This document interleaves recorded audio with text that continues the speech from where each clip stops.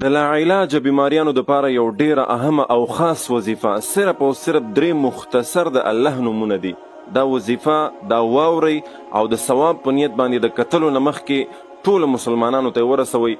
د دې ویډیو شیر کول دا ستاسو ذمواري ده. دا وظیفه دومره خاص وظیفه ده، دا یاد وساتئ. دا د داسې شخصیت وظیفه ده، د داسې عالم نه رانقل شوې دا وظیفه چې هغه عالم هغه شخصیت نن په جنت البقیع کې د عثمان غنی رضی الله عنه خواته دفن ده. دومره بختور شخصیت او دا وظیفه چې چا هم په یقین سره کړې ده الله جل شانه هغه ته شفا ورکړي. ستاسو په بدن کې یا ستاسو د خپلوانو رشتہ دارانو د عامو مسلمانانو د چا په بدن کې چې هم څومره بیماریانې دي او داسې بیماری چې هغه بالکل لا علاج ده او ډاکټرانو ورته ویلي دي چې ستا علاج زموږ سره نور نشته دی او بالکل په کور کېنه او شپې ورځې د مرګ ځان ته شماره. دغسې بیمارانو دغه وظیفه کړې ده، په یقین سره یې کړې ده، د زړه نه یې کړې ده، په سوچ سمج سره یې کړې ده. الله جل شانه هغې ټولو ته شفا ورکړې ده.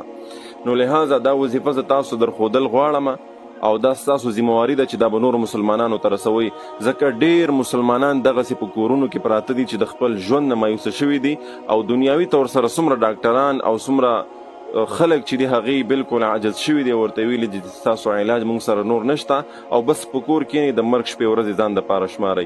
لہذا د هر قسم بیماری علاج د الله جل شانه سره دی، ځکه تکلیف غم مصیبت د الله راولي نو الله ورسره علاج او طریقه هم رالیږي. لہذا دا تاسو زه درښودل غواړم. درې مختصر د الله نومونه دي: یا الله، یا سلام، یا قویو. یا الله، یا سلام، یا قویو. دومره آسان ګوره د دنیا علاجونه به تاسو کړي، په ډاکټرانو هسپتالونو پیسې به په ځان باندې خرج کړي، نو دغه آسان عمل ولې ځان دپاره نه کوئ؟ یا الله، یا سلام، یا قویو. یا الله، یا سلام، یا قویو.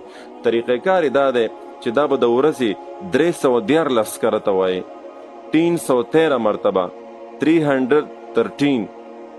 ډېر خلک په د حساب کتاب باندې نه پوهېږي، نو لہذا 314 کرته به دا وایي، مخکې وروستو به 3 کرته د دې نه درود شریف وایي، 3 کرته ویلی شي، 11 کرته ویلی شي. او دا وظیفه دا عملونه دا 314 کرته که ویلی شي او یا د دې نه هم زیات ویلی شي، 100 کرته یا 1100 کرته، خو چې څومره ډېر وایي دومره به درته ډېره فایده کوي انشاءالله العظیم. نو لہذا دا په خپل ژوند کې دا وظیفه راولئ. که روغ خلک دي هغې دې هم وایي الله جل شانه مې د هر قسم ناعلاجه بیماریانو نه ساتي، د غټو بیماریانو نه به ساتي، د غټو مرضونو نه به ساتي. او کم خلک چې بیماران دي هغې دې هم وایي، که خپله یې ویلی شي نو ډېره بهتره ده، که نور څوک یې نشي که خپله یې نشي ویلی نو نور څوک دې ورته وایي او بیا دې په دغه باندې ورته اوبه هم دموي، خوراک دې هم دموي او په دې خپل جسم باندې دې چوف کوي. دغه ویډیو